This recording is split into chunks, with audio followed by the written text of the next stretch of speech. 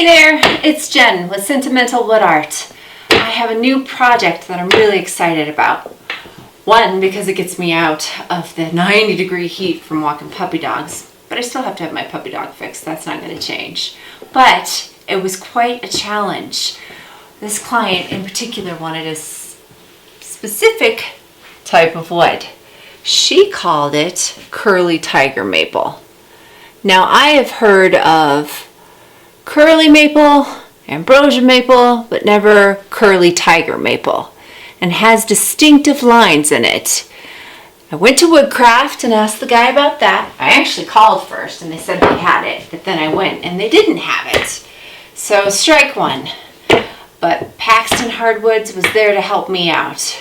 And what they told me was that curly tiger maple is just curly maple with some extra lines in it, and somebody priced it that way, added the tiger into it to make it work. I don't know if that's true or not, but I managed to find her a nice piece of wood. Then we got to talking, and she's like, that's not 1.5 inches thick. And I'm like, okay, I didn't know it needed to be 1.5 inches thick. So off we went again, and I got myself a really nice thick piece of wood. So that should do her. I had to run it through the planer a few times and sand it quite a bit to get the burn marks out when I planed it. But I have never on the scroll saw cut wood that's this thick.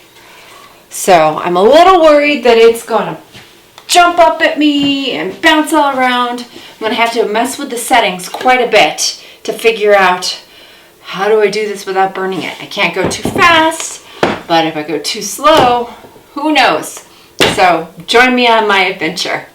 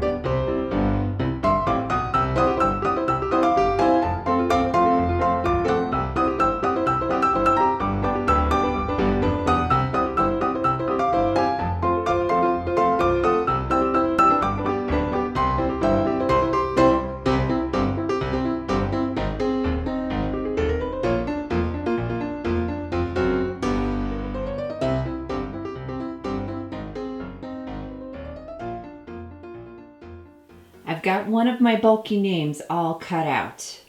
Hopefully, I don't know, what do you guys think?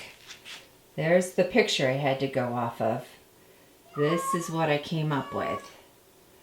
So, I think that this might have some Danish oil on it. So this side has Danish oil. This is just straight poly. Not sure, and I'm trying to ask you guys what you think based on a photo, and that's what I'm having a hard time figuring out. So hopefully my cat has an opinion on the matter. I can figure this out.